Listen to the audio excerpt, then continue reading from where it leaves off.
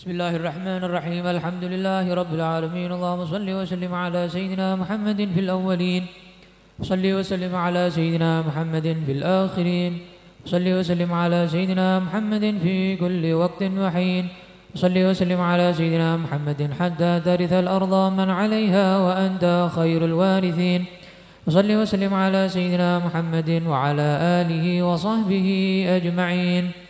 ولما نظم الفكر من دراري الأوصاف المحمدية عقودا، توجهت إلى الله متوسلا بسيدي وحبيبي محمد صلى الله عليه وسلم أن يجعل سعي فيه مشكورا وفعلي فيه محمودا، وأن يكتب عملي في الأعمال المقبولة، وتوجهي في التوجهات الخالصة والصلات الموصولة. اللهم يا من إليه تتوجه الآمال فتعود ظافرة، وعلى باب عزته تحط الرحال فتنشاها منه الفيوضات الغامرة، نتوجه إليك بأشرف الوسائل لديك سيد المرسلين عبدك الصادق الأمين سيدنا محمد الذي عمت رسالته العالمين، أن تصلي وتسلم على تلك الذات الكاملة استودعي أمانتك وحفيظ سرك وحامل راية دعوتك الشاملة، النبي الأكبر المحبوب لك المخصص بالشرف الأفخر في كل موطن من مواطن القرب ومظهر، قاسم إمدادك في عبادك وساكك كؤوس إرشادك لأهل ودادك، سيد الكونين وأشرف الثقلين، العبد المحبوب الخالص المخصوص منك بأجل الخصائص. اللهم صل وسلم عليه وعلى آله وأصحابه وأهل حضرة اقترابه من أحبابه.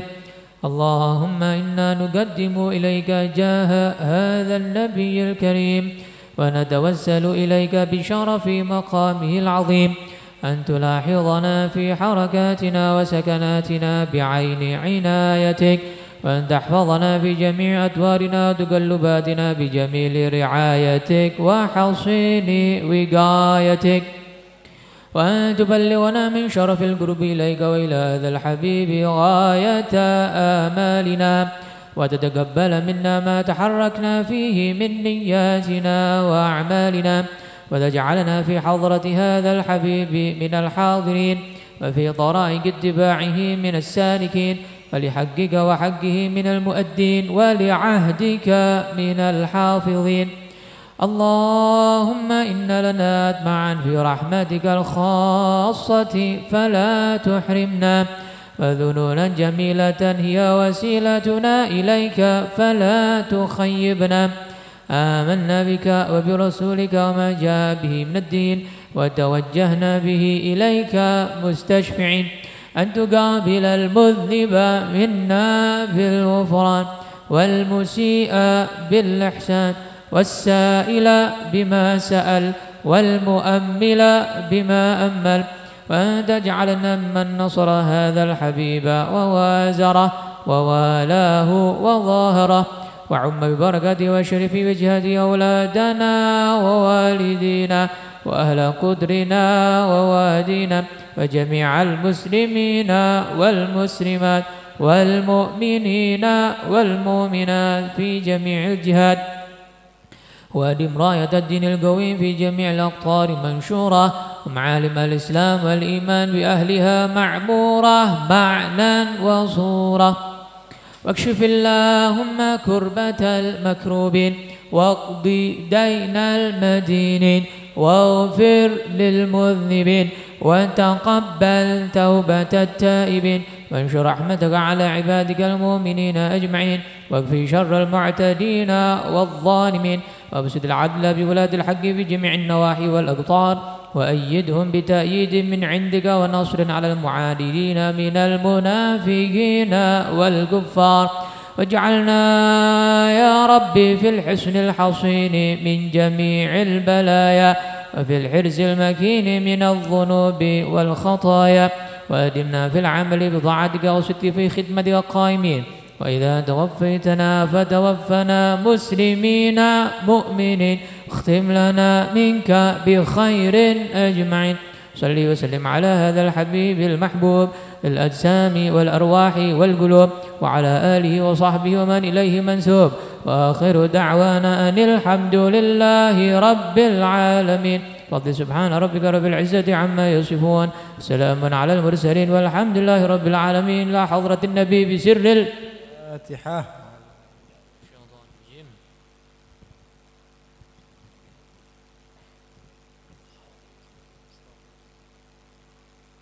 Amin.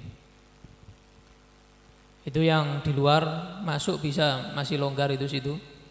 Yang di luar masuk tidak apa-apa. Insyaallah rano corona. Amin ya. Maju sini. Sini diisi. Maju. Ya, tegedemu ya Allah. Dikebai jero. Maju. Ciciran vokal ra apa-apa. Ayo maju. Maju, kebai.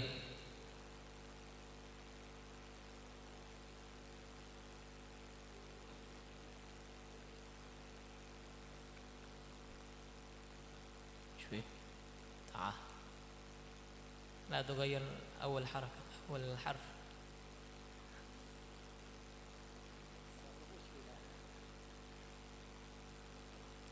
Ya bismillah.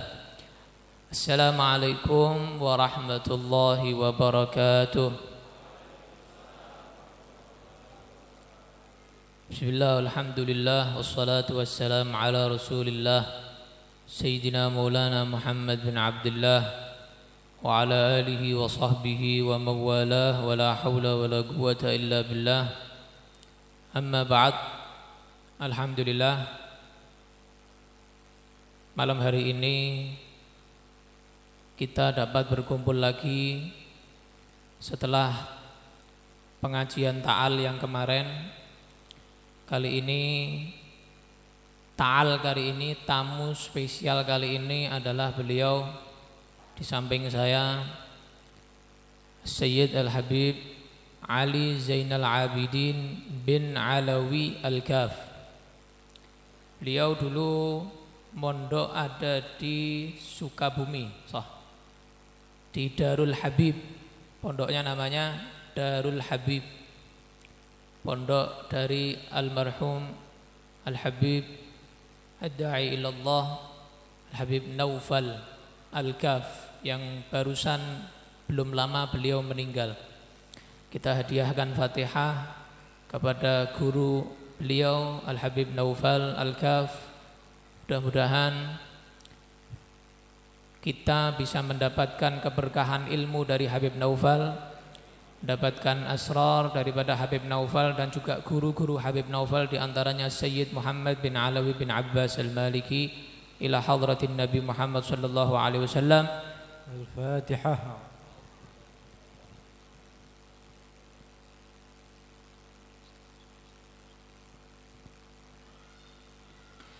Jadi Habib Ali ini mondok di Darul Habib lama. Setelah dari Darul Habib, termasuk awal-awal santrinya Habib Naufal, termasuk awal-awal santri Darul Habib beliau. Kemudian beliau melanjutkan ke Hadramaut, ke Universitas Al-Ahqaf. Al-Habib yang menjadi rektor adalah Al-Habib Abdullah Baharun. Al-Habib Abdullah Baharun. Alhamdulillah, insyaallah malam hari ini kita punya tema, ya, beliau akan menyampaikan tentang Islam rahmatan lil alamin. Apa temanya? Islam rahmatan lil alamin. Bagaimana sih yang dimaksud Islam yang rahmatan lil alamin itu? Sebenarnya seperti apa penjelasan Islam rahmatan lil alamin? Karena saat ini banyak sekali yang menyatakan kami paling Islam rahmatan lil alamin, yang lain enggak rahmatan lil alamin. Nah, nanti dalil-dalilnya dan kisah-kisahnya, penjelasannya akan dijelaskan oleh tamu kita Al-Habib Ali Zainal Abidin bin Ali Al-Kaf. فعليه فليتفضل مثوبا مشكورا.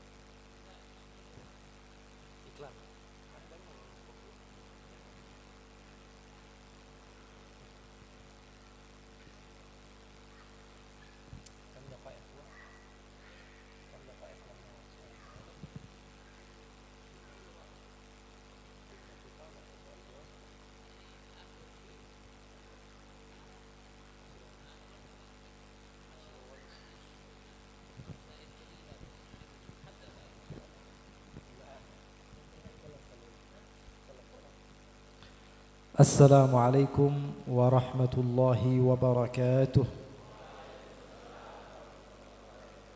الحمد لله نحمده ونستعينه ونستغفره ونعوذ بالله من شرور أنفسنا ومن سيئات أعمالنا. من يهده الله فلا مضل له ومن يضلل فلا هادي له. أشهد أن لا إله إلا الله وحده لا شريك له، وأشهد أن سيدنا وحبيبنا وعظيمنا وقرة أعيننا ونور قلوبنا محمدا عبده ورسوله. اللهم فصل وسلم وبارك وكرم وعظم ومجد وتكرم وتحنن على سيدنا محمد وعلى آله وصحبه أجمعين. سبحانك لا علم لنا إلا ما علمتنا إنك أنت العليم الحكيم. رب اشرح لي صدري ويسر لي أمري واحلل عقدة من لساني يفقه قولي وسدد لساني واهدي قلبي بجاه النبي والآل والصحب. اللهم إني أعوذ بك من علم لا ينفع وعمل لا يرفع وقلب لا يخشع ودعاء لا يستجاب لها ولا حول ولا قوة إلا بالله العلي العظيم. Ikhwani, akhwati yang dimuliakan oleh Allah Subhanahu wa taala, kebahagiaan bagi kita malam yang penuh dengan keberkahan ini. Allah Subhanahu wa taala mempertemukan kita di saat mungkin sebagian orang susah untuk ketemu satu sama lain, tapi Allah mempermudah langkah kita. Artinya Allah Subhanahu wa taala memberikan kepada kita segala cara untuk mampu menggapai ridhanya Allah. Allah Subhanahu wa taala begitu sayang kepada saya dan antum sehingga Allah Subhanahu wa taala berikan jalan untuk kita berjumpa. Dan saya berharap, berdoa, memohon kepada Allah Subhanahu wa taala, Allah Subhanahu wa taala senantiasa menjaga guru kita Al-Habib Muhammad Farid Al-Mutahhar. Mudah-mudahan Allah Subhanahu wa taala jadikan beliau termasuk orang-orang yang dicintai oleh Allah, diridhai oleh Allah, disayangi oleh baginda Rasul sallallahu alaihi wasallam, diberikan kesehatan sehingga mampu mendidik, mentarbiyah kita sehingga kita menggapai ridhanya Allah Subhanahu wa taala. Karena tanpa guru seseorang tidak akan pernah sampai. Tanpa guru seseorang tidak akan pernah sampai. Memang yang kita tuju adalah Allah. Tapi dari mana kita bisa tahu Allah kalau tanpa perantara? Ada sebagian orang bilang, wah saya orangnya mau langsung sama Allah saja, nggak perlu Nabi Muhammad. Terus kamu ketemu sama Allah dari mana? Kamu bisa sampai kepada Allah dari mana? Oh saya langsung saja mau dari Al-Quran, dari sunnah Nabi. Kamu faham Quran dari mana? Sunnah Nabi dari mana? Yang ada hasilnya malah justru menjadi penyelewengan di dalam memahami Al-Quran dan sunnah Nabi Muhammad sallallahu alaihi wasallam. Ada satu kata ulama tasawuf, mereka katakan bika la nasilu wala budda minka. Saya ini enggak mau sampai kepada kamu, tapi enggak bakalan bisa sampai kepada tujuan saya kecuali melalui kamu. Artinya kamu itu saya perlukan. Rukun Islam ada enggak wudu? Di dalam rukun Islam ada enggak wudu? Ada atau tidak? Wudu itu enggak penting-penting amat, enggak ada rukunnya. Di dalam Islam nggak ada rukun Islam termasuk wudu, tidak ada. Wudu itu tidak penting. Artinya sesuatu yang biasa. Namun seseorang tidak akan pernah sampai kepada sahnya sholat kecuali dengan wudu. Artinya dengan keberadaan wudu baru kita bisa sampai kepada yang namanya rukun Islam. Berarti penting atau tidak wudu? Penting sekali. Bika la nasiru wala budda minka. Saya nggak perlu kepada kamu, tapi harus melewati kamu. Kita punya rumah 2 tingkat. Yang kita inginkan sampai di atas, atau kita ingin naik tangga. Yang kita inginkan naik ke atas, bukan naik tangganya. Tapi tanpa ada tangga, mana mungkin kita bisa nyampe ke atas. Artinya tangga ini saya perlukan, tapi bukan yang saya inginkan. Tangga ini adalah sesuatu yang saya perlukan, tapi bukan hal yang sangat saya inginkan. Tapi tanpa keberadaannya maka saya tidak akan pernah sampai. Oleh karena itu apa? Saya harus perhatikan dia. Saya harus ambil dia. Saya harus utamakan dia. Karena saya tidak akan pernah sampai kepada tujuan saya kecuali melalui dia. Oleh karena itu ikhwani, akhwati yang dimuliakan oleh Allah, al-wasail, wasilah kita untuk menggapai sesuatu itu sangatlah penting. Sangatlah penting. Salah ketika seorang mengatakan bahwa wah ini kan hanya wasilah bukan target saya. Salah. Kenapa? Karena kita tidak akan pernah sampai kepada tujuan kita kecuali melalui dia. Makanya orang yang tidak memiliki guru, gurunya setan. Orang yang tidak punya guru di dalam agama Islam, dalam agama gitu. Urusan agama tidak punya guru, gurunya setan. Kenapa? Karena setan terus-menerus membawa dia kepada kesesatan. Seakan menggunakan Al-Quran, tapi yang difahami bukan sesuatu yang diinginkan Al-Quran. Wah kami berpedoman kepada Al-Quran. Iya, kepada Al-Quran yang kamu fahami bukan pemahaman Rasul dan sahabatnya. Al-Quran mengajarkan kami ini dan itu. Rasulullah SAW sebagaimana dalam Al-Quran mengatakan firman-Nya Allah bahwa Rasul memerintahkan kami untuk lakukan. Itu menurut kamu, tapi menurut versi Rasul berbeda, menurut versi sahabat berbeda. Wah saya emang nggak mau ikut sahabat, nggak mau ikut tabi'in, saya mau langsung ikut kepada Al-Quran. Saya bilang orang yang ikut Al-Quran tersesat. Wah ini bakalan viral ini. Orang yang ikut Al-Quran tersesat. Iya, orang yang ikut Al-Quran dengan pemahaman dia. Makanya Rasulullah SAW katakan, man fassara Al-Qur'ana bi ra'yihi fa asaba faqad kafar.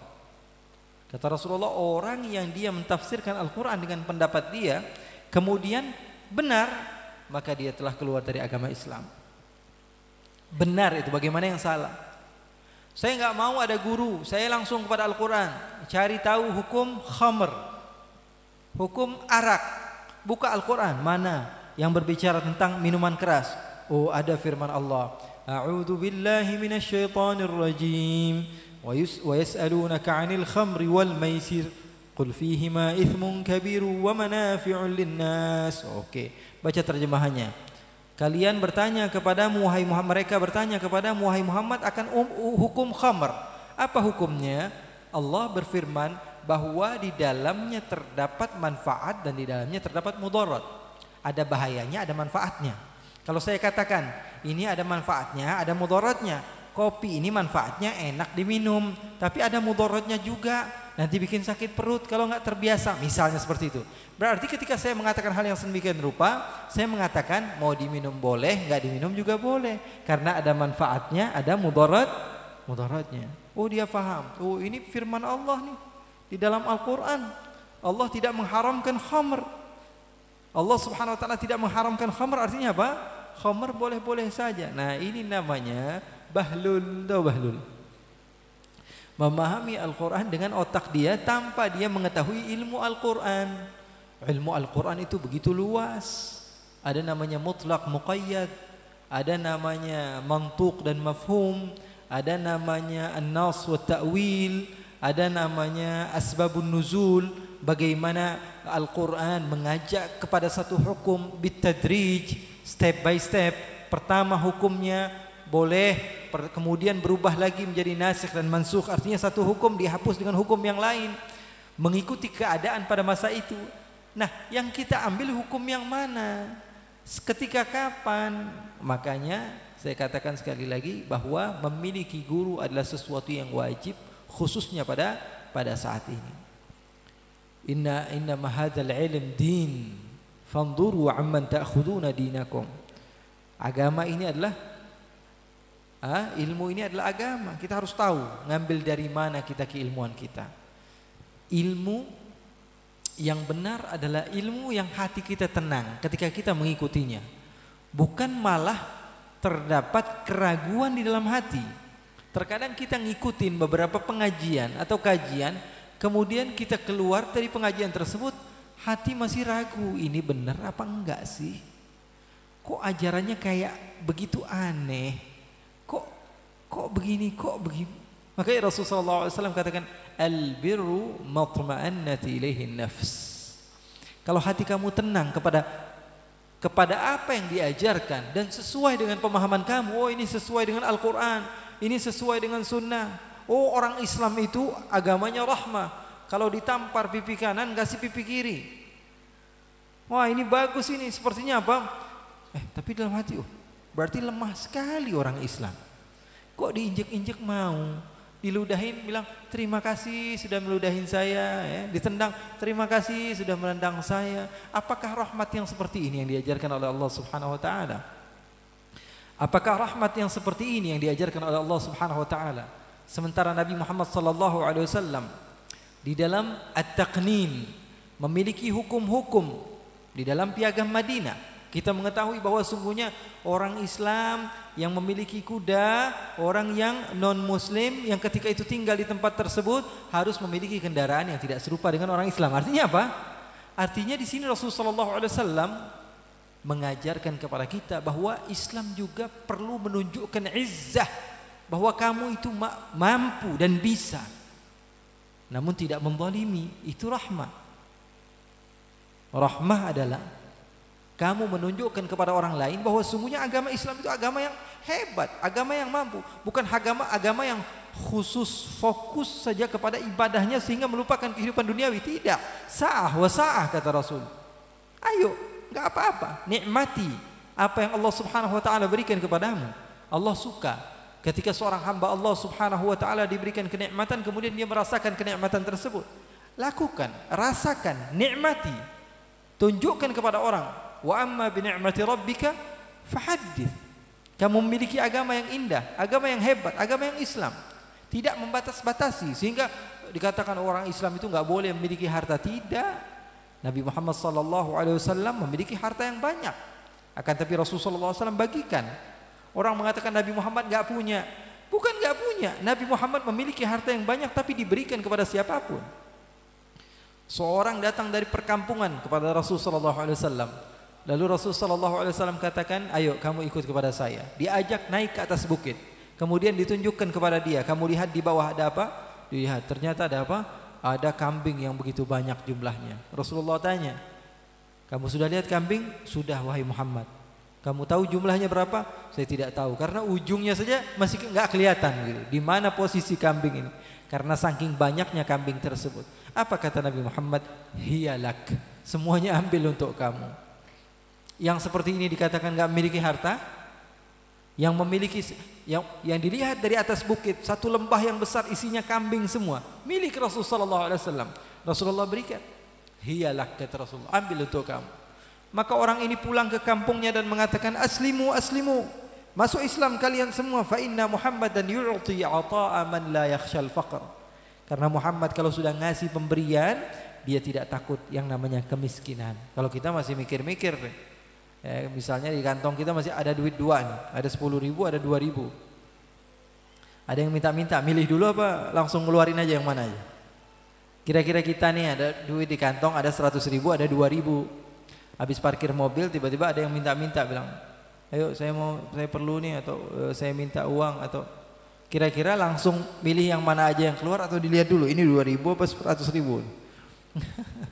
Kita masih takut, ya, kita sadari bahwa sesungguhnya apa? Kita ini masih takut. Nabi Muhammad tidak. Kalaupun Rasulullah tidak memiliki sesuatu itu bil ikhtiar. Rasulullah SAW yang milih. Seseorang insan yang Allah Subhanahu wa taala tawarkan gunung berubah menjadi emas, Rasulullah SAW katakan, "Bal aju'u yauman wa ashba'u yauman." Saya lebih milih lapar sehari, kenyang sehari. Kalau saya lapar saya bisa minta, kalau saya kenyang saya bisa bersyukur. Rasulullah SAW seperti itu. Artinya orang yang ditawarkan kemudian menolak, orang seperti yang dikatakan orang yang tidak punya, tidak. Beliau orang yang kaya raya tapi diberikan hartanya untuk umat. Orang Islam harus menunjukkan yang seperti itu, ada izzah, izzatun nafs. Kami adalah orang Islam dan kami memiliki segala-galanya. Tunjukkan kepada orang bahwa sungguhnya agama Islam itu bukan agama yang terbelakang, kemudian agama yang tidak memiliki apa-apa, tidak. Agama Islam adalah agama yang memiliki. Namun tentu agama Islam mengajarkan yang dimiliki bukanlah segala-galanya. Yang dimiliki bukanlah segala-galanya, karena kehidupan di dunia tidak selama lama-lamanya. Oleh karena itu Nabi Muhammad SAW mengajarkan kepada kita rahmah ya rahmah. Rasulullah SAW tidak pernah marah begitu, tidak pernah marah, karena bacanya tentang Rasulullah yang baik-baik, yang seperti itu sikapnya, apa yang lembut-lembutnya. Baca Rasulullah SAW ketika tegasnya. Maka itu diantara rahmatnya Rasulullah SAW, Rasulullah memberikan ketegasan. Wa ma arsalnaka illa rahmatan lil alamin. Kasih sayang seorang bapak ketika melihat anaknya mau terjatuh, biarin dia mau jatuh-jatuhan, biarin, kan dia lagi senang sama teman-temannya main di trotoar, nggak apa-apa, kan saya sayang sama dia. Itu sayang namanya? Itu sayang atau bukan? Oh, kalau kasih sayang itu diartikan orang yang lemah lembut saja membiarkan kesesatan, kesalahan, artinya seperti itu. Ketika anaknya makan racun, biarin, dia kan suka sama teman-temannya main-mainan yang seperti itu, nggak apa-apa, saya sayang sama anak saya. Itu namanya sayang. Ikhwani, malakum. Sayang atau tidak seperti itu? Anaknya keluar malam-malam, tidak ditanya sama dia, biarin, saya sayang sama anak saya. Anak perempuannya keluar sama cowok, biarkan, kita ini agama kasih sayang. Saya ini sayang sama anak saya, biarin dia mau ngapain terserah dia. Kemudian pergi sama cowok tidak jelas, pergi ke tempat-tempat yang tidak baik, itu kasih sayang namanya? Apakah kasih sayang dengan kata-kata yang lembut seperti itu? Anakku, kamu itu kalau bisa jangan lagi check in hotel sama cowok, kan bukan muhrim. Ngomongnya begitu sama anaknya. Kasih sayang itu sama anaknya? Malakum. Apakah rahmat hanya diartikan dengan kelembutan? Tidak. Kalau kamu sayang kepada anak perempuan kamu, kamu marahi, jangan berjumpa dengan dia lagi, jangan ketemu sama dia lagi. Ini dilarang karena ini bisa menjadikan kamu celaka di dunia, celaka di akhirat. Anak kecil yang main ke trotoar, tarik keluar sekali lagi. Kamu main di trotoar sekali lagi dengan teman-teman kamu, kamu masih usianya kecil, kemudian mobil lewat, kamu bapak cubit. Bapak yang seperti itu bagus atau tidak bagus? Atau radikal bapaknya? Ikhwani, Nabi Muhammad melihat ada seorang sahabatnya menggunakan cincin dari emas. Apa yang dilakukan oleh Rasulullah melihat, itu emas, jangan dipakai. Nanti kamu, Rasulullah tarik tanpa berbicara, Rasulullah tarik emas. Rasulullah SAW memiliki sahabat yang ketika itu ditarbiyah oleh Rasulullah SAW, tidak ikut di dalam peperangan. Apa yang dilakukan oleh Rasul? Dia salam pun Rasulullah tidak jawab. Dia bertanya kabar kepada Rasulullah SAW, Rasulullah pergi. Seakan Rasulullah acuhkan dia, berbicara kepada Rasulullah tidak dengar. Apakah Rasulullah SAW tidak memiliki rahmat? Hadhihi ainur rahmah. Tarbiyah Rasulullah SAW itu adalah hakikatnya rahmat. Karena Rasulullah sayang kepada sahabatnya. Rasulullah SAW sedikit pun tidak keluar dari ucapan Rasul. Ketika ditanya Assalamualaikum warahmatullahi, Rasulullah SAW diamkan. Ketika dia mendekat kepada Rasul, Rasulullah menjauh. Nama sahabat ini Ka'ab bin Malik. Ketika tidak ikut dalam salah satu peperangan. Pada tahun ke-6 Rasulullah SAW melihat ada masjid yang dibangun di dekat Masjid Nabawi, yang dibangun untuk memecah belah umat Islam. Apa yang Rasulullah lakukan? Kirim surat, Pak, kalau bisa masjidnya jangan dibangun di sini, harusnya agak jauhan sedikit. Atau Rasulullah SAW panggil orang-orang kemudian mengatakan, enggak, Rasulullah bakar masjidnya, bakar. Namanya Masjid Dirar. Rasulullah SAW bakar. Artinya apa? Ini adalah ketegasan Rasulullah SAW dan ini artinya rahmah. Berlebihan gak pernah enak. Terlalu kasar gak ada ajaran Rasulullah terlalu kasar. Terlalu lembut, Rasulullah juga gak terlalu lembut. Artinya apa? Rasulullah SAW rahmanya tahu kapan waktunya lembut, kapan waktu tegas. Itu rahmah. Rahmanya Rasulullah SAW saat lembut, lakulah lembut, berlakulah lembut. Saat tegas, berlakulah tegas. Jangan malah tegas, terlalu tegas sehingga apa? Membuat orang lain takut kepada ajaran Islam. Saya ini terkadang bertanya kepada diri saya sendiri. Saya kalau ceramah bikin orang lain malah takut mengenal agama Islam, dosanya ke saya. Terlalu sangar. Merah-merah mukanya, matanya merah-merah, nunjuk-nunjuk orang. Akhirnya orang lain, orang Islam kayak gitu tuh kalau ngajak ngeri nggak mau. Artinya apa? Saya penyebab orang lain tidak mau mendekati agama Islam. Itu nggak betul. Tidak betul, tidak dibetulkan dalam ajaran Islam. Ajaran Islam tegas di saat tegas, lembut di saat lembut. Itu arti daripada rahmatnya baginda Rasul sallallahu alaihi wasallam. Nabi Muhammad sallallahu alaihi wasallam begitu lemah lembut kepada istrinya, kepada anaknya, kepada sahabatnya, dan Rasul sallallahu alaihi wasallam begitu tegas kepada istrinya, kepada anaknya, kepada sahabat-sahabatnya. Jadi baca sejarah Nabi itu jangan di sebelah doang, sebelah sini nggak enak. Baca sejarah Rasul sallallahu alaihi wasallam secara seutuhnya. Sehingga kita akan dapati bahwa sungguhnya Rasul sallallahu alaihi wasallam al-insanul kamil. Manusia yang sempurna sallallahu alaihi wasallam. Nabi Muhammad sallallahu alaihi wasallam begitu perhatian kepada sahabatnya. Beliau yang sangat berperhatian, yang perhatian kepada sahabat ini, beliaulah yang mengatakan man yaftaqid yufqad. Orang yang perhatian, mencari tahu di mana sahabat-sahabatnya, dialah yang akan dicari ketika dia tidak ada. Kalau kita kebiasaan begitu nyari, ini mana nih teman kita yang enggak hadir nih pada hari ini. Terbiasa seperti itu. Saat kita tidak ada, kita akan dicari oleh orang. Nabi Muhammad seperti itu. Sehingga ketika Rasulullah SAW intaqala ila rafiqil a'la, semua orang menangis kehilangan. Karena Rasulullah SAW begitu. Di dalam majlis Rasulullah melihat sahabat-sahabatnya. Kemudian Rasulullah SAW berkomentar, "Mali la aras sabihal wajihan nawir." Di dalam salah satu hadis Rasulullah SAW, Rasulullah bertanya, "Di mana Sa'ad bin Abi Waqqas? Saya tidak melihat wajahnya." Begitu perhatian Rasulullah SAW kepada sahabat-sahabatnya. Sahabat Rasulullah SAW seperti Ka'ab bin Malik. Kata Ka'ab bin Malik, ini yang ikut perang 30 ribuan orang. Mana mungkin saya ditanyain. Kata Abu Dzar Al-Ghifari, ketika itu tidak juga ikut, terlambat Abu Dzar. Ini sahabat Nabi, namanya ada Abu Dzar Al-Ghifari. Dari Bani Ghifar, suku Ghifar. Ini orang pedalaman yang hidupnya di gurun pasir. Mereka ini punya ilmu terkenal dengan nama ilmul qiyafah. Namanya apa? Ilmul qiyafah. Nama ilmunya aja baru dengar ya. Belum kita pelajari, belum. Nama ilmunya aja baru kita dengar. Ilmul qiyafah itu ilmu di zaman Nabi.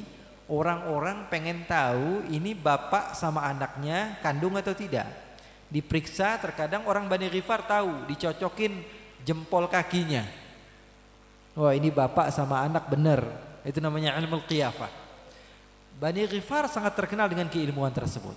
Dan dia bisa mengukur perjalanan dari Mekah ke kota Madinah dengan gurun pasir, waktu berapa lama. Kemudian yang barusan lewat ini dari kabilah mana, dia bisa melihat daripada apa? Daripada jejak kakinya. Ketahuan ini kabilah ini membawa kuda seperti ini. Berapa orang yang datang, itu orang-orang Bani Ghifar terkenal. Abu Dzar Al-Ghifari sama, orangnya seperti itu, faham dengan keilmuan yang ada di padang pasir. Sehingga Nabi Muhammad SAW dalam peperangan, namanya peperangan Tabuk. Peperangan Tabuk ini nama lainnya peperangan Al-Usrah. Al-Usrah artinya peperangan yang sulit. Kenapa? Karena masa paceklik. Ketika itu musim panas sekali, ya, sehingga kota Madinah tidak menghasilkan apapun. Yang kaya aja yang bisa ngikut berinfak, tapi yang nggak punya harta seadanya. Umar bin Khattab mengeluarkan setengah hartanya. Sayyidina Umar mengeluarkan setengah hartanya. Lalu ditanya oleh Rasulullah SAW, "Ma abqaita li ahlika ya Umar?" Apa yang kau sisakan untuk keluargamu wahai Umar? Apa kata Sayyidina Umar? "Abqaitu mithlahu ya Rasulullah." Saya sisakan di rumah seperti ini ya Rasulullah. Artinya setengah dari hartanya saya keluarkan.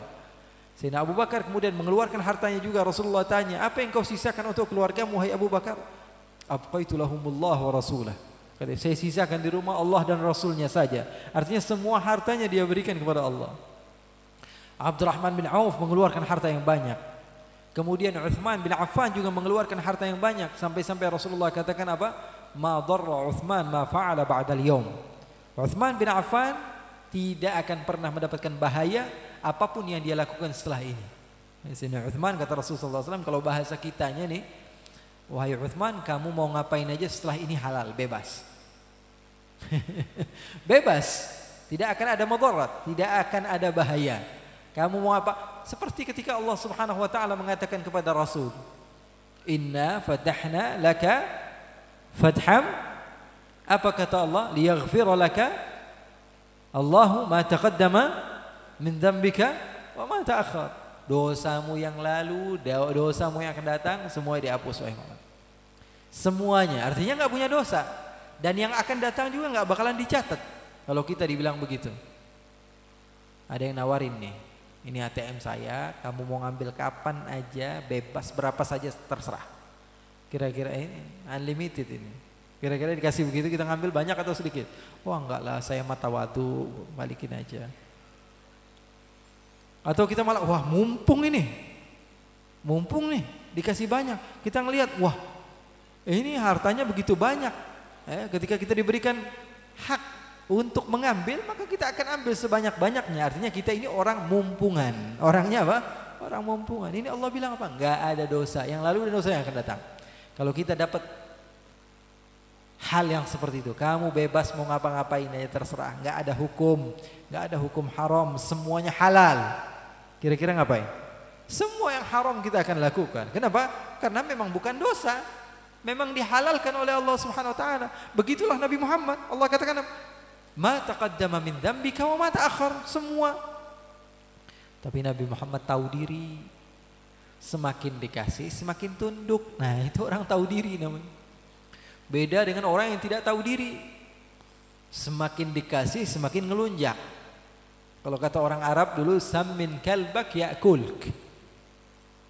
Kamu gemukkan anjingmu dari kecil, kamu yang pelihara, kamu bikin gemuk. Kalau dia sudah gemuk, kamu digigit sama dia. Itu orang tidak tahu diri. Kita yang bantu. "Oh, kamu gak punya tempat tinggal ya?" "Iya." "Oh, sini, rumah saya ada satu kamar untuk kamu." "Terus kamu kerjaannya apa?" "Saya dagang aja, coba-coba bisnis kecil-kecilan." "Ya sudah, saya kasih tempat kamu tinggal di sini." Kira-kira antum sudah baik seperti itu? Ngajak orang tinggal di rumah antum, kemudian dikasih lapak buat bisnis. Tahu-taunya dia sukses jadi orang kaya. Kemudian apa yang dia lakukan? Dia sudah nyaman di tempat tersebut, rumah itu dibeli olehnya dengan harga yang murah. Kemudian kamu diusir dan olehnya. Kira-kira kurang ajar nggak orang seperti itu? Nyelekit orang seperti itu. Ya. Kalau orang yang tahu diri malah dia akan katakan apa? "Saya belikan kamu tanah lagi karena berkat kamu saya memiliki harta." Itu namanya orang tahu diri. Tapi ini enggak. Ada sebagian orang yang seperti itu. Namanya apa? Laim. Laimun idza akramtahu tamarrada. Orang yang tidak tahu diri itu dibaikin oleh kita malah ngelunjak. Ada enggak yang seperti itu? Ada. Ada enggak yang seperti itu? Ada. Dan kita ngerasa gitu terkadang kita dikasih nikmat sama Allah, tapi kita nggak pernah terima kasih kepada Allah, syukur kepada Allah enggak. Saya pernah bilang alhamdulillah. Alhamdulillah itu bukan syukur, itu namanya alhamd. Beda, hamd dengan syukur beda. Kalau alhamd al-i'tiqadu bil qalb wal iqraru bil lisan. Memuji dengan hati, kemudian diungkapkan dengan lidah. Itu namanya hamd, pujian. Alhamdulillah, itu namanya pujian bagi Allah, bukan syukur. Syukur itu ditambahkan dengan al-amalu bil arkan, diaplikasikan dengan apa? Anggota badan. Itu namanya syukur. Syukur itu seperti itu, bukan hanya yakin dari Allah kemudian diucapkan dengan lidah alhamdulillah, kemudian setelah itu apa? dilakukan perintah-perintah Allah, itu namanya syukur. Bersyukur dengan nikmat mata. Bagaimana cara bersyukur? Kita katakan dengan hati, yakini dengan hati bahwa nikmat ini dari Allah. Kemudian kita ungkapkan dengan lidah, alhamdulillah. Kemudian apa yang kita lakukan? Kita jaga mata dari hal-hal yang dimurkai oleh Allah. Itu namanya syukur. Nabi Muhammad seperti itu. Nabi Muhammad SAW beribadah. Kata Sayyidatuna Aisyah, ya Rasulullah, sudah cukup ya Rasulullah, ibadahmu terlalu banyak ya Rasulullah. Bukankah Allah ampuni dosamu yang lalu dan dosamu yang akan datang? Ini jawaban dari Rasulullah. Afala akunu abdan syukura. Saya ini pengen jadi hamba yang tahu terima kasih sama Allah. Meyakini, diucapkan dengan lidah, kemudian ada praktek di dalam amaliyah, itu artinya syukur. Ka'ab bin Malik, pertama Rasulullah SAW ketika sampai di Tabuk, ketika itu sudah memiliki harta yang banyak, lumayan terkumpul harta untuk bisa pergi ke Tabuk. Sesampainya sudah di Tabuk, ya, Rasulullah SAW bertanya, Aina Abu Dhar, kata Rasulullah. Di mana Abu Dhar? 30.000 orang. Rasulullah SAW mencari satu orang kampung. Artinya apa? Rasulullah begitu perhatian dengan sahabatnya, mentarbiah sahabatnya, mendidik sahabatnya. Di dalam salah satu peperangan, dalam peperangan Uhud, ada namanya Sawad ibn Ghaziyah. Siapa namanya? Sawad ibn Ghaziyah. Nabi Muhammad merapikan barisan dengan qadhib. Rasulullah punya tongkat pendek, gitu, enggak terlalu panjang. Qadhib namanya, bukan asa panjang tapi qadhib lebih pendek. Rasulullah SAW senantiasa gunakan untuk merapikan barisan. Rapinya Rasulullah. Kemudian ada seorang bernama Sawad, dia keluar dari barisan. Apa yang Rasulullah SAW lakukan? Rasulullah SAW tekan perutnya dan Rasulullah SAW katakan apa? Istaqim ya Sawad. Luruskan barisanmu wahai Sawad. Apa kata Sawad? Auja'tani ya Rasulullah. Kau bikin aku sakit ya Rasulullah. Kata Rasulullah SAW, apakah benar wahai Sawad? Iya ya Rasulullah. Kata Rasulullah SAW, aqid ya Sawad. Ayo balas. Akhirnya Sawad maju. Ketika itu peperangan Uhud. Kemudian Rasulullah SAW berikan qadhib yang sama, berikan tongkat yang sama kepada Sawad. Kata Rasulullah SAW, balaslah wahai Sawad. Sawad mengatakan, ya Rasulullah, ketika engkau mengenai perutku kebetulan kebuka ya Rasulullah. Jadi apa? Sakitnya itu lebih ya Rasulullah. Kalau di jubahmu yang tebal itu ya Rasulullah, yang kasar, sepertinya tidak terasa sama ya Rasulullah. Maka Rasulullah SAW membuka lalu dicium oleh Sawad. Sahabat udah bingung ini, mau ngapain? Ternyata sama Sawad dicium, dipeluk oleh Sawad ibn Ghaziyah. Rasulullah SAW, Allah berikan kesempatan kepada kita juga untuk memeluk baginda Rasul sallallahu alaihi wasallam. Kata Rasulullah, apa yang kau lakukan wahai Sawad? Kata Sawad, saya berharap ya Rasulullah, di akhir hidupku menempel kulitku dengan kulitmu ya Rasulullah. Ternyata betul, di dalam peperangan Uhud tersebut Sawad bin Ghaziyah, beliau wafat di jalan Allah Subhanahu wa taala, syahid. Rasulullah mencari, mana Abu Dhar, kata Rasulullah. Salah seorang di antara mereka mengatakan, Abu Dhar nggak mungkin datang ya Rasulullah. Abu Dhar tidak ada niat untuk ikut di dalam peperangan, mungkin kepanasan. Akhirnya kata Rasulullah SAW, kamu tidak boleh berbicara sembarangan tanpa adanya bukti. Maka tidak lama daripada ucapan Rasulullah SAW tersebut, lalu Rasulullah SAW dan sahabat melihat seperti ada orang yang datang dari jarak yang jauh, seperti ada orang yang sedang berlari. Kata Rasulullah apa? Kun Abu Dhar. Saya kira itu adalah Abu Dhar, kata Rasulullah. Kemudian setelah didekati, ternyata betul Abu Dhar Al-Ghifari apa? Jalan kaki di padang pasir. Kita ini sekarang kalau di Mekah, yang pernah datang ke Mekah Madinah, sudah ada marmer sekalipun terkadang masih panas. Bayangkan di padang pasir Abu Dhar Al-Ghifari berjalan. Dia katakan, ya Rasulullah, saya ini mengendarai kuda saya yang begitu kurus ya Rasulullah, himar, keledai saya ya Rasulullah. Tiba-tiba dia sakit, kemudian saya enggak kuat ya Rasulullah, saya takut ketinggalan, maka apa yang saya lakukan? Saya lari ya Rasulullah, saya tinggalkan keledai saya jalan. Cintanya sama Nabi besar Muhammad sallallahu alaihi wasallam. Kemudian Rasulullah tanya, mana Ka'ab bin Malik? Mana Ka'ab bin Malik? Salah seorang dari Bani Salimah mengatakan kepada Rasulullah, ya Rasulullah, habasahul burdan. Katanya, ya Rasulullah, mungkin dia di rumah sedang menikmati hasil yang sudah dituai, gitu. Sudah yang dia kan di kota Madinah sebelum Rasulullah SAW jalan, ketika itu sedang musim paceklik. Tapi seminggu 2 minggu lagi mereka akan panen. Jadi sebagian sahabat memang berat untuk keluar. Kenapa? Karena ini waktunya kita untuk panen. Sebentar lagi panen, tapi itu masa-masa susah, lagi susah-susahnya, tapi sebentar lagi akan senang begitu. Maka sebagian sahabat diantaranya Ka'ab bin Malik mengatakan, saya mau panen sebentar, setelah itu saya nyusul. Tapi sudah keasikan di rumah, bilang besok aja lah, besok masih ada kesempatan. Nabi Muhammad belum sampai, udah diperkirakan sama dia. Dia mau bawanya sedikit ngebut begitu. Udah diprediksi sama beliau. Tapi ternyata syaitan ini pinter, dibikin taswif. Ini orang yang suka menunda-nunda amal. Kata Ka'ab bin Malik, saya belajar dari itu. Besok aja, tahu-taunya udah di kuburan. Saya mau melakukan kebaikan, saya mau hijrah, saya mau balik jadi orang yang benar. Besok aja lah, sekarang saya mau foya-foya dulu. Tahu-taunya besoknya memang datang, tapi sementara dia sudah di mana? Sudah ada di dalam kuburan. Na'udzubillahi min dzalik. Kita katanya temenan sama orang-orang yang nakal semua. Wah, saya nggak mau nakal kayak mereka. Nanti saya mau berubah, tapi nanti ada masanya. Ada saatnya saya berubah, nggak sekarang. Sekarang saya mau foya-foya dulu, mau hidup yang asyik. Iya, asyik akhirnya apa? Besok datang dia sudah ke kuburan. Dibangkitkan masuk neraka. Nyari teman-temannya mana?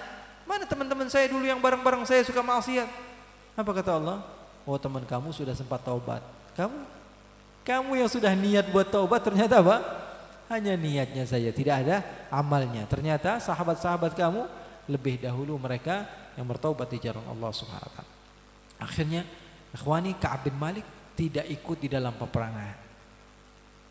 Sampai Rasulullah SAW sudah perang, beliau masih ada niat. Wah, saya mau nyusul, tapi setan pinter. Sampai Rasulullah sudah pulang, beliau kaget. Wah, Rasulullah SAW sudah pulang, gimana ini? Mau ketemu Rasulullah kayak gimana? Beliau mengatakan ketika Rasulullah SAW berperang, ini hadisnya sahih. Ka'ab bin Malik sendiri, riwayat dari anak beliau Abdullah bin Ka'ab bin Malik, menceritakan bahwa Ka'ab bin Malik seperti itu. Ketika semua sahabat pergi berperang, beliau katakan, saya keluar ke kota Madinah, saya melihat. Di kota Madinah enggak saya lihat kecuali orang munafik sama orang-orang tua yang memang sudah udzur. Saya ini masih muda. Maka ketika Rasulullah SAW pulang, saya malu, saya mau ngomong apa? Saya nunggu di pojokan masjid, saya ngelihat setiap orang yang nggak ngikut perang datang ke Rasulullah SAW. Karena Rasulullah SAW kalau pulang dari perang pasti yang pertama kali didatangi masjid. Rasulullah duduk di masjid ngedengerin apa, ayo alasan kalian tidak mau ikut peperangan. Satu orang datang bilang, ya Rasulullah saya begini saya begitu, keluar lagi satu orang. Akhirnya Ka'ab bin Malik mengatakan, saya mau alasan apa ya? Oh, alasan ini, alasan itu. Sudah dirangkai oleh Ka'ab bin Malik. Karena banyak orang munafik ngomong apa aja Rasulullah iyakan, ya sudah. Antara dia sama Allah. Ka'ab bin Malik masuk, bilang, ini sudah dipikirin mau ngomong apa panjang lebar. Melihat wajah Rasul, habis itu apa? Ya Rasulullah, nggak ada alasan. Saya mampu ya Rasulullah. Saya punya duit, saya punya harta. Demi Allah, pada saat peperangan tersebut saya adalah orang yang kekayaannya melebihi dari saya di waktu biasa. Artinya saya adalah orang yang betul-betul mampu. Tapi saya nggak ada udzur. Ya Rasulullah, saya pernah berjumpa dengan siapapun dan saya adalah orang yang terkenal pandai merangkai kata. Namun di hadapanmu saya tidak bisa. Saya tidak bisa dusta ya Rasulullah. Kalau saya berdusta, nanti Allah pasti tunjukkan. Kalau saya jujur, inilah kejujuran saya. Kata Rasulullah bilang sama sahabat, amma hadza faqad sadaq. Kata Rasulullah, ini Ka'ab bin Malik dia jujur. Akhirnya Rasulullah katakan, keluar kamu dari sini sampai Allah turunkan ayat untuk kamu. Sampai Allah berikan kepada kita jalan keluar. Akhirnya pulang. Ternyata Rasulullah SAW katakan kepada sahabat, nih Rasulullah bilang apa? Jangan ada yang ngomong sama Ka'ab bin Malik. Ini kan gak ada kasih sayangnya ini Nabi Muhammad. Orang salah harusnya dibimbing, dikasih tahu ini yang benar sehingga dia nggak ngeruh. Ini nggak, dia nggak diajak ngomong. Apakah Rasulullah tidak memiliki rahmah? Bal huwa ainur rahmah. Rasulullah adalah rahmat. Artinya pengen tahu rahmat itu seperti apa? Baca sejarah Nabi, itu rahmat. Rasulullah itu rahmat. Rasulullah itu rahmat. Makanya contoh. Jadi jangan mengada-ngada. Rahmat itu artinya begini. Enggak. Rasulullah rahmat. Rasulullah rahmat. Baca sejarah Nabi, itulah rahmat. Nabi Muhammad SAW sampai ada namanya Hilal bin Umayyah, ada namanya satu lagi Mararah bin Rabi'. 3 orang ini Rasulullah SAW gak boleh ada sahabat yang ngomong sama dia sama sekali. Yang lain yang munafik biarin. Munafik mau bulak-balik masjid terserah. Hilal bin Umayyah ini sudah tua. Sudah tua. Tapi Rasulullah mentarbiyah. Kata Ka'ab bin Malik, kalau Hilal, Murarah memang gak keluar rumah. Kalau saya ini orangnya emang gak bisa gak keluar rumah. Akhirnya saya pergi ke pasar, saya nanya ini harganya berapa. Gak diladenin sama orang. Gak dilayanin sama orang. Saya tanya sama saudara saya apa kabar. Gak ada yang mau ngejawab ucapan saya. Tarbiyah didikan Nabi besar Muhammad SAW. Bayangkan kalau kita ingin menghadap Rasul, kemudian Rasulullah SAW memalingkan wajahnya dari kita, sedih atau tidak kira-kira? Makhluk yang paling mulia tidak ada duanya. Tidak ada duanya. Makhluk yang paling mulia memalingkan wajahnya darimu, kira-kira apa yang terjadi? Sedihnya kayak gimana? Coba jadi Ka'ab bin Malik sesaat. Bayangkan apa yang ada di dalam pikirannya. Ketika dia sudah mau jujur, tapi malah digituin. Ngambek kan kita pasti ya. Saya udah mau jujur, saya mau berkata apa adanya, tapi kok diginiin, kok kayak gak ada kasih sayang Nabi Muhammad sama saya. Tapi beliau faham hakikat rahmat Rasulullah seperti apa. Maka beliau berdoa kepada Allah.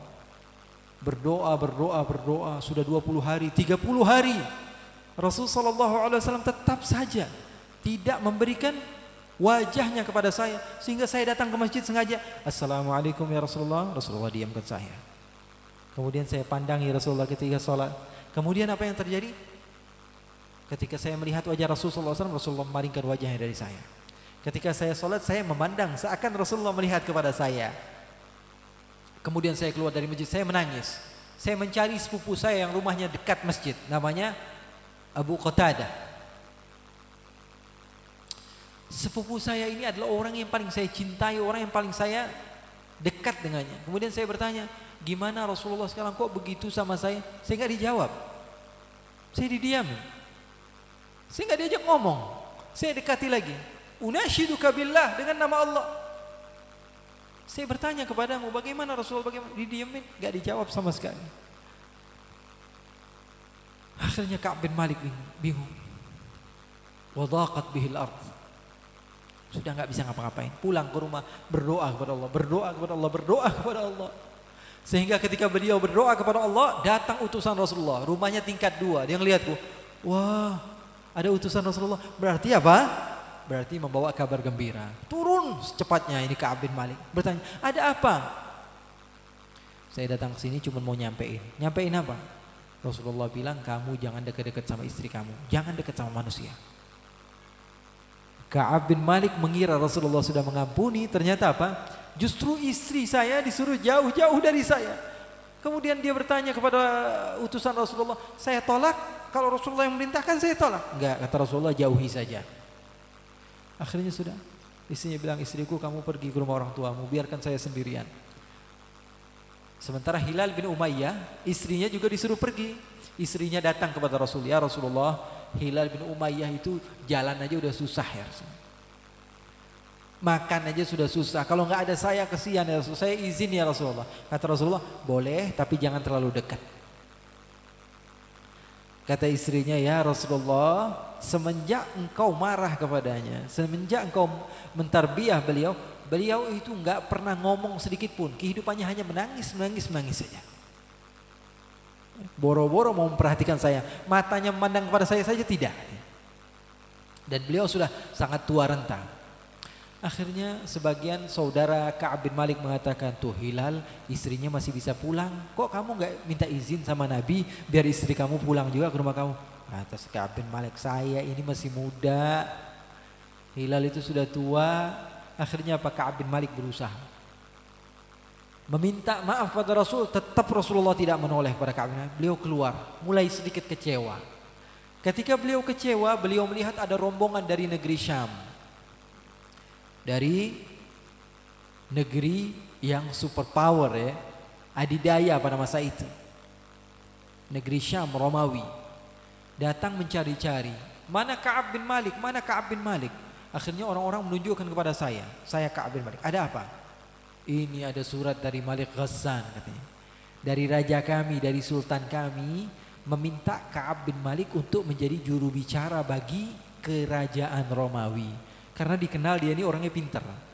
Bayangkan ketika kamu kecewa kepada seseorang dan kamu ingin diangkat oleh lawan tersebut dan diberikan kewenangan untuk menjadi orang yang sangat dekat kepada orang pertama di negara tersebut, kira-kira tergoda atau tidak?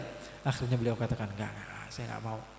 Akhirnya beliau pulang, memohon kepada Allah, meminta kepada Allah, sampai suatu saat datanglah setelah beliau salat subuh, datang seseorang mengatakan, absyir, katanya kabar gembira wahai Ka'ab, setelah 50 hari. Berapa hari? 50 hari.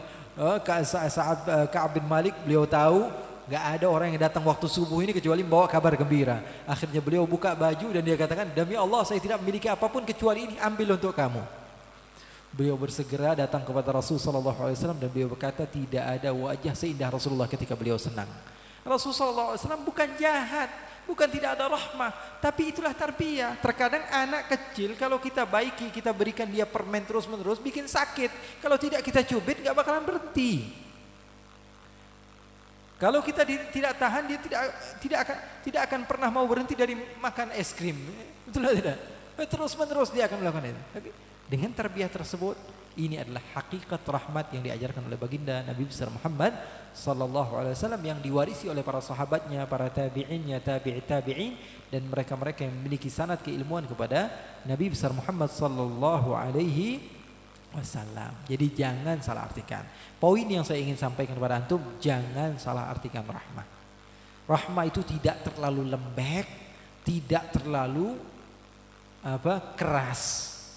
Tapi rahmat itu mencontoh kepada pembawa syariat, ainur rahmah Rasul sallallahu alaihi wasallam. Jadi jangan setengah-setengah bacanya. Jangan di bagian yang ini aja dibaca. Atau di bagian yang ini aja baca, enggak. Kita wasati. Kita berada di tengah-tengah. Khairul umur awsatuha. Sebaik-baiknya perkara adalah di tengah-tengah. Nikmat sekali.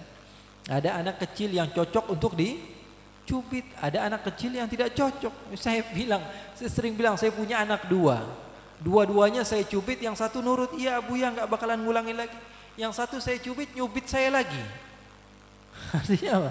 Ada orang yang cocok dengan cara yang seperti ini, ada orang yang nggak cocok dengan cara yang seperti ini. Jangan dipaksakan semua orang harus sama, tidak.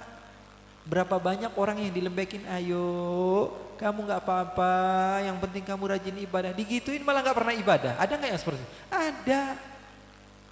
Ada orang yang kita kasar kepadanya, kita bilang, kamu kalau nggak ke masjid saya pukul. Justru apa? Mendingan nggak ke masjid sekalian. Kalau ustadznya kayak begitu, buat apa saya ke masjid? Saya nggak mau dipaksa. Artinya apa? Ada yang cocok dengan hal yang seperti, ada yang cocok dengan hal yang lain. Agama Islam itu di tengah-tengah. Jangan dipaksakan dengan satu fatwa, tidak bisa. Makanya Malik bin Anas, seorang imam yang besar, beliau ketika memberikan fatwa, yajuzul jama' bisababil matar. Boleh dijamak salat karena alasannya apa? Hujan. Jadi kalau kita datang ke masjid waktu zuhur, kemudian hujan besar, jamak sudah sekalian salatnya asar, kemudian pulang, jadi aman, nggak bolak-balik masjid atau bikin becek masjid. Boleh. Ada seorang ulama namanya Laits bin Sa'ad, beliau katakan, kalau kamu katakan bahwa yajuzul jama' bil matar, wa laisa mataru syami ka mataril Madinah. Hujan di negeri Syam tidak sama seperti hujan di kota Madinah. Di Indonesia ada namanya kota hujan, Bogor. Kalau kita praktekkan fatwa seperti itu, setiap hari sholatnya jamak. Betul atau tidak? Orang setiap hari dia hujan. Berarti setiap hari dia jamak sholatnya. Sementara di kota Madinah setahun paling 2 kali. Orang-orang jamak sholat itu paling 3 kali, 4 kali, 5 kali. Bisa hitungan jari.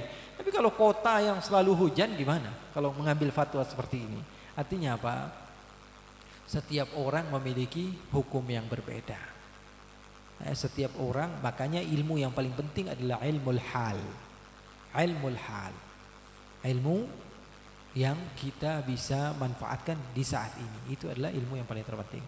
Mudah-mudahan Allah Subhanahu wa taala berikan jalan keluar kepada kita dan kita dijadikan oleh Allah Subhanahu wa taala termasuk orang-orang yang saling cinta mencintai karena Allah dan lebih memahami kepada syariat Nabi besar Muhammad sallallahu alaihi wasallam dan senantiasa ditunjukkan kepada kebenaran. Pokoknya jangan pernah merasa diri yang paling terbaik, jangan. Itu pesan saya, jangan pernah merasa diri kita paling terbaik, tidak. Akan tapi jadikanlah diri ini adalah orang yang selalu berusaha untuk mencontoh baginda Nabi Muhammad SAW karena beliau adalah manusia yang terbaik. Ingat, hidup gak selama-lamanya. Terkadang kita memberikan dampak yang negatif kepada orang lain dengan ucapan kita, dengan tulisan kita. Kalau kita gak yakin dengan apa yang kita bakalan sebarin, mendingan jangan. Karena kita takut bahwa sungguhnya ikut andilnya kita kepada hal tersebut malah menjadi mudarat kepada manusia. Na'udzubillah min dalik. Kecuali sesuatu yang kita sudah jelas bahwa ini adalah muruah Islam ada padanya. Seperti orang-orang yang mainin Allah, mainin Rasulullah, Allah Subhanahu wa taala murka. Allah Subhanahu wa taala murka, Allah Subhanahu wa taala marah. Allah katakan, "Qul abillah." Apakah saya yang kalian jadikan mainan, kata Allah? Apakah Rasul yang dijadikan mainan? Apakah ayat-ayat yang dijadikan mainan? Kuntum tastahzi'un, kalian jadikan mainan? Apa kata Allah? Qad kafartum ba'da imanikum. Kalian sudah keluar daripada agama kalian setelah kalian beriman kepadanya. Artinya na'udzubillah min dzalik, jangan dijadikan mainan agama Allah. Kalau itu udah jelas, kita jauhi dan insyaallah kita berusaha meminta kepada Allah, arinal haqqa haqqa warzuqna ittiba'ah. Ya Allah, tunjukkanlah kepada kami kebenaran dengan sebenar-benarnya dan jadikanlah kami termasuk orang yang mengikuti kebenaran. Amin ya rabbal alamin. Wa sallallahu jamalika wa jalalika ala sayyidina Muhammadin walhamdulillahi rabbil alamin.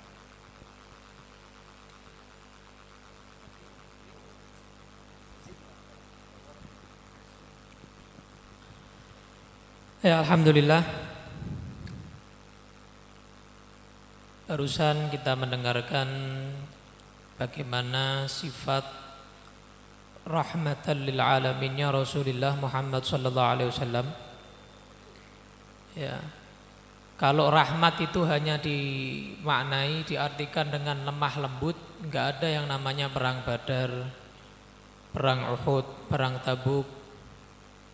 Enggak ada yang namanya tadi Nabi Muhammad sallallahu alaihi wasallam itu sampai enggak nyapa Ka'ab bin Malik dan kedua sahabat yang lain tadi. Enggak mungkin seperti itu. Tapi itu adalah yang dikatakan tadi ainur rahmah. Itu hakikat rahmatnya Nabi begitu. Karena Nabi itu sayang kepada sahabatnya, kepada umatnya melebihi orang tua kita sayang kepada kita. Bahkan diri kita sendiri ke diri kita. Itu Nabi Muhammad SAW. Maka tadi dikatakan kalau mau tahu rahmat, ya sejarahnya Nabi itu, kehidupannya Nabi itu rahmat. Karena Allah sendiri kan yang nyatakan dalam Al-Quran, wa ma arsalnaka illa rahmatan lil alamin. Jadi jangan pendapatnya fulan, fatwanya fulan, makna rahmatan lil alamin. Lihat Nabi Muhammad bagaimana, sudah itu rahmatan lil alamin. Karena beliau diutus sebagai rahmatan lil alamin, bukan pendapatnya fulan dan lain sebagainya. Jadi ilmu qiyafah itu kalau sekarang kayak otopsi tapi lebih hebat dari otopsi. Tes DNA juga. Kalau sekarang perlu pakai darah, ya kan? Perlu dibedah. Kalau ilmu qiyafah itu kayak Abu Dzar Al-Ghifari, lihat dong. Oh, ini anaknya ini, tahu langsung. Enggak pakai dibedah, enggak pakai ngambil darahnya, langsung tahu. Coba jempole podo gede nih, podo cantengen misalnya, oh ya ketahuan. Jadi kelihatan dari zahir itu sudah tahu, itu lebih hebat dari sekarang. Jadi sekarang ini mundur, zamannya mundur, masih hebatan orang zaman dulu, lihat dulu sudah paham. Itu ilmu qiyafah. Kalau sekarang ya tes DNA atau otopsi itu, tapi pakai alat dan harus macam-macam. Silahkan yang mau tanya, ada pertanyaan? Kalau dari perempuan pakai kertas, dari laki-laki, nah itu, moga. Waalaikumsalam warahmatullahi wabarakatuh. C.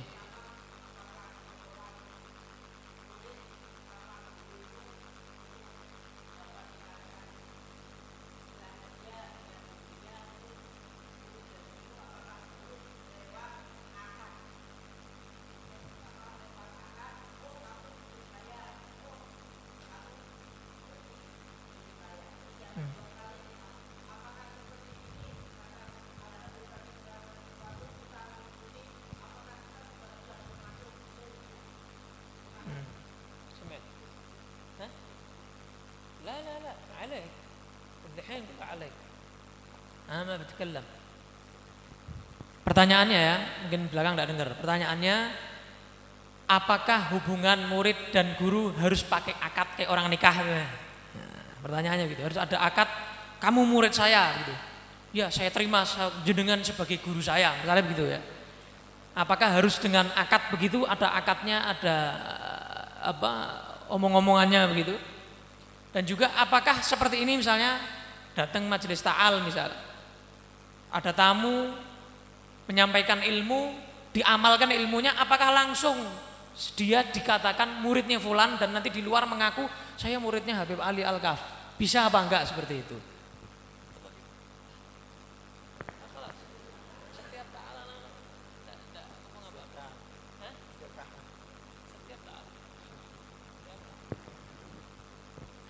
Sayyiduna Ali bin Abi Thalib beliau katakan, ana abdu man 'allamani harfan wahida. Saya adalah hamba kepada orang yang mengajarkan kepada saya. Artinya orang yang mengajar adalah guru. Berarti beliau menganggap definisi guru bagi Sayyidina Ali bin Abi Thalib adalah orang yang mengajarkan kepada saya walaupun satu huruf, dia adalah guru saya. Artinya apa? Siapapun yang saya mendapatkan ilmu darinya walaupun satu huruf, dia adalah guru saya. Dan itu adalah hak bagi seorang murid, menganggap siapapun yang dia mengambil manfaat daripada keilmuannya, saya berguru kepada guru tersebut. Iya, tapi memang kemuliaan bagi kamu mengambil ilmu kepada ulama-ulama, akan tapi ada kemuliaan yang lebih hebat ketika ulama tersebut menganggap kamu adalah murid terbaik saya. Jadi berusaha untuk menjadi murid terbaik. Dan orang yang hebat adalah orang yang menganggap, wah saya ini murid fulan bin fulan, kullun yadda'i waslan bilaila wa Laila la tuqirru bidzaka, kata. Semua orang menganggap, wah saya ini dekat banget sama Laila, ya, saya ini udah sayang-sayangan sama Laila, saya ini udah wah bareng-barengan sama Laila. Ditanya, Laila kenal nggak sama si Ujang itu? Nggak kenal kok. Nah, itu sakit nggak begitu? Artinya apa? Artinya semua orang berhak untuk mengambil ilmu kepada siapapun. Karena kita adalah hamba sahaya, kalau menurut Sayyidina Ali bin Abi Thalib, kepada orang yang mengajarkan kepada saya walaupun satu huruf. Tapi kehebatan adalah ketika seorang guru mengatakan kamu adalah murid saya. Itu di dalam jawaban secara umumnya. Artinya boleh kita beranggapan bahwa saya ini murid guru saya, boleh, siapapun boleh. Siapapun boleh. Akan tapi yang hebat adalah ketika guru mengatakan, oh dia murid saya, keilmuan dia hebat, dia adalah orang yang begini dan begitu. Artinya seorang guru mengakui itu adalah yang hebat. Berbeda dengan sebagian mereka ulama yang memiliki manhaj di dalam pengajaran. Mereka terkadang memiliki akad juga. Kamu kalau mau belajar sama saya, kamu harus memiliki beberapa syarat. Seperti orang yang masuk ke pondok pesantren, bikin surat perjanjian seperti akad. Mau mondok ke sini minimal 6 tahun, harus punya bisa baca Al-Quran. Artinya itu seperti akad kan. Saya ingin belajar kepada kamu, kemudian dia mengatakan saya terima kamu menjadi murid saya, yang penting bayar SPP ya. Artinya apa? Ada akad seperti itu. Nah, ini namanya apa? Seseorang memiliki manhaj dalam belajar mengajar. Itu tidak apa-apa. Jangan pernah disalahkan. Kamu belajar sama saya, kamu punya syarat. Seperti ulama-ulama dulu. Saya serius Pak, mau belajar sama antum. Benar serius? Ya. Sekarang kita ke hakim. Mau ngapain? Kamu ngaku ke hakim kalau kamu habis berzina dengan anak saya, memperkosa anak saya. Kemudian kamu akan dicampur berapa kali? Oh nggak mau begitu nanti saya. Kalau nggak mau nggak usah belajar sama saya. Seorang guru terkadang ingin melihat sampai kemana keseriusan seorang murid. Artinya apa? Itu manhaj dia, itu program dia. Itu barnamij yang dia punya. Kita nggak boleh nyalahin orang lain. Tapi umumnya arti seorang yang bisa dikatakan guru adalah setiap orang yang kita belajar walaupun satu huruf dari. Oke. Ada yang lain lagi? Yang mau tanya?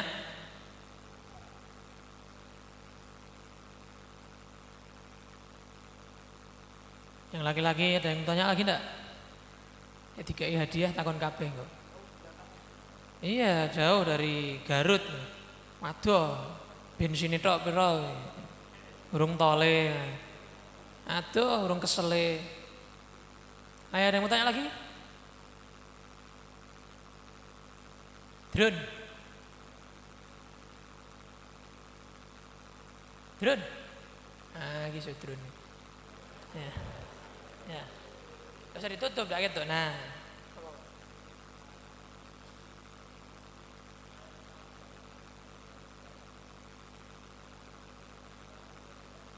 Oh.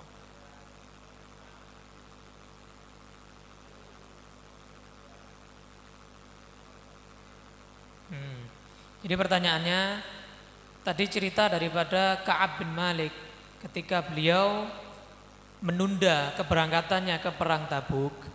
Nah, bagaimana kita supaya tidak seperti itu, menunda-nunda? Caranya atau tipsnya seperti apa supaya kalau beramal now langsung dilakukan? Kita cari tahu penyakitnya. Segala sesuatu itu lihat kepada illahnya. Kenapa seseorang bisa menunda? Karena dia yakin bakalan bisa melakukannya. Saya menunda, wah makan nanti aja. Karena saya tahu bakalan saya makan. Saya nggak mau makan di sini, kenapa? Karena saya tahu saya bakalan makan, saya bakalan ke rumah makan, saya bakalan. Artinya apa? Saya menunda satu hal karena saya yakin saya akan melakukan di waktu yang saya mau. Ka'ab bin Malik juga begitu. Beliau sendiri yang mengatakan, bukan saya. Saya tunggu. Kalau sudah panen nanti saya bakalan bersiap-siap. Sudah di rumah udah keasikan, nanti ada waktu, masih ada masa, Rasulullah masih di perjalanan. Artinya apa? Seseorang melakukan atau menunda sesuatu karena yakin bakalan bisa dilakukan di waktu yang lain. Kita kadang-kadang menunda kebaikan juga gara-gara itu. Makanya Rasulullah sendiri yang ngasih tips. Kalau pengen sholatnya khusyuk, jadikan sholat kamu adalah sholat terakhir. Kata Rasulullah begitu. Ya. Sholat orang yang sudah diberikan kesempatan terakhir. Kita kalau misalnya Allah sudah bilang, ini sholat isya kamu terakhir, habis ini kamu meninggal. Kira-kira khusyuk gak kita sholat? Nah, itu jalan keluarnya bukan dari saya tapi dari Rasulullah. Kamu yakini bahwa kamu tidak memiliki kesempatan untuk memilih kehidupan. Allah yang memilih kehidupan kita. Kemungkinan kalau saya tunda 1 jam saja, Allah telah menarik nyawa saya 1 menit dari ucapan saya. Bisa jadi. Sehingga apa? Ini jalan keluar kita supaya kita tidak menunda. Kita yakini bahwa sungguhnya kehidupan ini bukan di tangan kita tapi di tangan Allah. Kalau saya menunda-nunda terus, nanti ujung-ujungnya saya tidak akan memiliki kesempatan. Ya, cari tahu penyakitnya apa? Orang yang menunda-nunda, saya ulangi sekali lagi karena ini penting. Orang yang menunda-nunda dia meyakini bahwa dia memiliki kesempatan. Dan sekarang ketahuilah bahwa kesempatan itu milik Allah bukan milik kita. Kita nggak punya apa-apa. Allah yang memberikan kepada kita. Yakini bahwa sungguhnya nyawa kita kalau Allah berkehendak sekarang juga bisa Allah cabut. Ya, sehingga kita nggak mungkin nunda-nunda lagi.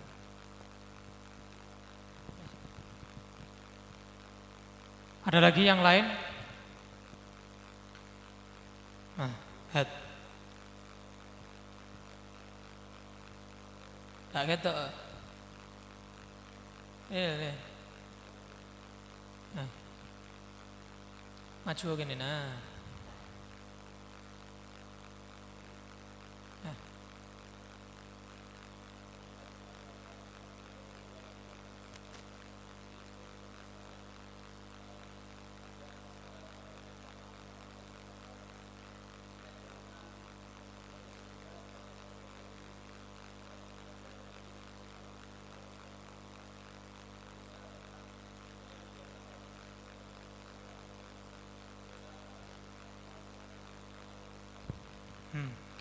Pertanyaannya bagus. Jadi tadi itu Ka'ab bin Malik tidak disapa oleh Rasulullah sampai 50 hari. Ya kan? Hadisnya sahih. Jelas. apakah boleh kita itu niru? Jadi kalau ada orang yang salah, kemudian kita sampai nggak nyapa dia, sampai dia sadar, boleh apa enggak? Atau ada batasannya? Atau itu istimewa khusus untuk Nabi Shallallahu Alaihi Wasallam? Nah itu, monggo.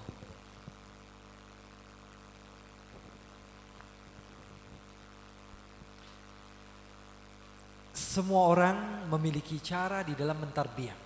Semua orang memiliki cara dalam mentarbiyah. Nabi Muhammad SAW di dalam hadis yang sahih seperti itu diriwayatkan oleh Imam Muslim. Riwayat Imam Muslim. Rasulullah SAW sendiri tidak mengajak bicara atau seakan memutuskan persahabatan antara beliau, bahkan menyuruh orang lain. Karena Rasulullah SAW katakan bahwa Rasulullah masih menunggu wahyu dari Allah. Masih menunggu wahyu dari Allah. Karena syariat ketika itu Rasulullah SAW masih ada dan segala sesuatu semuanya datangnya daripada wahyu Allah Subhanahu Wa Taala. Sehingga turunlah ayat wa ala thalathatil ladzina khulifu. Orang 3 orang ini, sampai 3 orang itu disebut sama Allah dalam Al-Quran. Diterima taubatnya oleh Allah Subhanahu Wa Taala. Dan Allah Subhanahu Wa Taala ceritakan kebaikan mereka dan kejujuran mereka. Artinya apa? Rasulullah melakukan hal tersebut karena Rasulullah SAW menunggu perintah Allah, wahyu Allah. Kalau kita bikin kayak gitu, kira-kira kita masih nunggu wahyunya Allah atau tidak? Tidak. Ya, sekarang udah jelas begitu kan maksudnya. Nah, tapi kalau seorang guru atau seorang dia itu sebagai murabbi yang faham bahwa sesungguhnya anak murid dia ini akan berubah ketika dia hajar ataupun dia tidak sapa sehingga dia berubah menjadi orang yang baik, maka dia berhak saja untuk melakukan hal tersebut kalau dia yakin adanya perubahan seorang murabbi begitu ya. Karena saya juga pernah merasakan gitu di pondok, bukan saya ya, ada beberapa sahabat, nanti bilang saya lagi ya. Jadi ada beberapa sahabat itu yang memang nggak ditegur sama sekali oleh guru karena dia tahu ini murid nggak bakalan marah. Beda lagi kalau kita begitu, kita sama teman kita, saya pengen dia berubah tuh, saya nggak mau tegur dia, bukan malah berubah, temennya jadi nggak negur juga, sama-sama nggak negur. Itu masuk daripada hadis Rasulullah, man hajara akhahu fawqa thalath famata wa huwa finnar. Terus orang yang nggak mau negur saudaranya selama 3 hari, nggak mau nyapa saudaranya begitu. Ada kesempatan tapi nggak mau, sengaja dia menjauh dari saudaranya. 3 hari kemudian dia meninggal, dia masuk neraka. Ya, jadi lihat siapa yang melakukan. Siapa yang melakukan? Kalau yang melakukan seperti Rasul, beliau masih menunggu apa? Wahyu dari Allah Subhanahu Wa Taala. Kalau yang melakukan seorang murabbi, artinya apa? Dia tahu bahwa sesungguhnya si murid ini nggak bakalan marah dan ada hal yang bisa diharapkan untuk berubah dengan apa yang dilakukan olehnya. Ada yang seperti itu. Terkadang seorang guru mentarbiyah, apalagi ahlu turuk, mereka punya apa?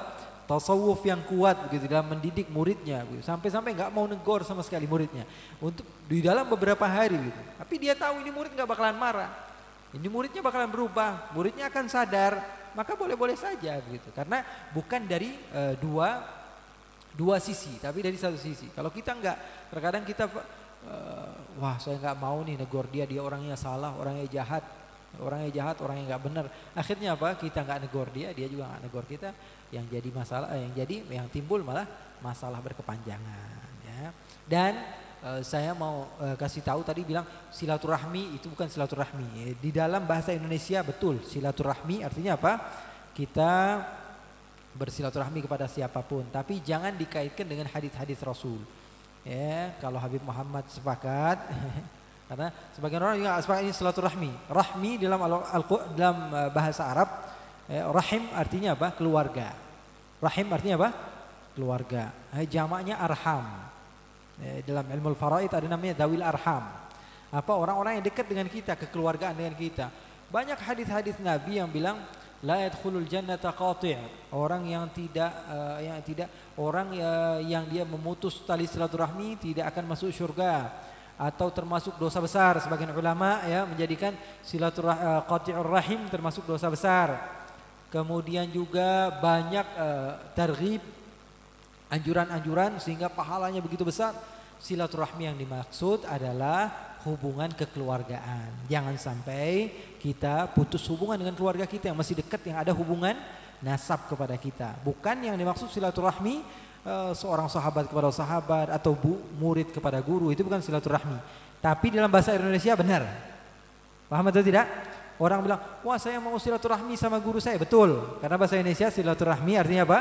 Bersilaturahmi kepada siapapun. Tapi jangan dikaitkan dengan hadis atau ayat Al-Quran tentang rahim, karena di dalam bahasa Arab rahim artinya apa? Keluarga.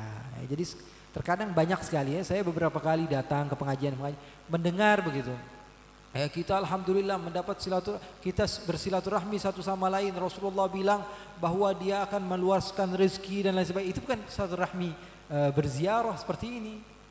Makanya Rasulullah SAW tidak mengatakan dalam hadis yang itu man qata'a akhah, tidak man hajara akhah. Al-hujran jadinya, bukan qata'. Paham?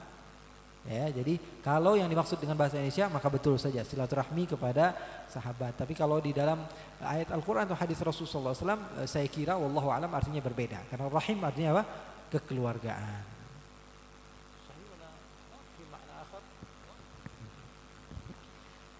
Ya, alhamdulillah pengajian Majelis Ta'al malam hari ini telah usai. Terima kasih banyak kepada pemerintahan, kepada Babinsa, Kapolsek, kepada takmir masjid, dan juga kepada seluruh panitia, anak rupawan dan juga lain-lainnya, dan juga seluruh yang hadir di sini, hadirin hadirat, terima kasih banyak. Jazakumullah ahsanal jaza.